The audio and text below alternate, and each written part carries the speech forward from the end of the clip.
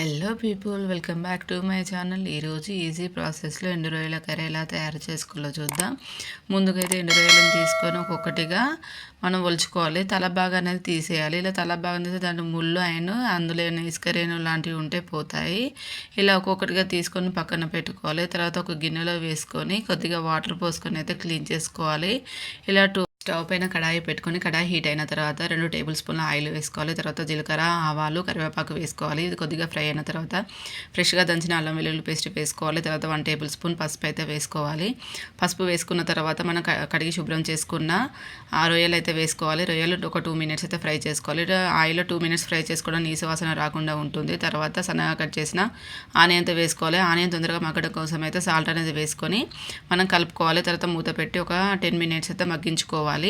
ఇలా మగ్గించుకున్న తర్వాత అడగంటకుండా మధ్య మధ్యలో తీస్తూ కలుపుతూ ఉండాలి.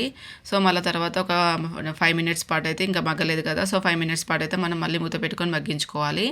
సో ఇప్పుడు మూత చూస్తే మగ్గింది కదా. సో స్పైసెస్ తగ్గట్టు కారం అయితే యాడ్ చేసుకోవాలి. ఇక్కడ 1 టేబుల్ స్పూన్ యాడ్ చేసుకున్నాను. తర్వాత 1 టేబుల్ స్పూన్ ధనియాల పొడి అయితే యాడ్ చేసుకోవాలి. అంతే అండి, ఎంత రుచికరమైన రొయ్యల కూర తయారైపోయింది. ప్లీజ్ సబ్స్క్రైబ్ చేసుకోండి అండ్ లైక్ చేయండి.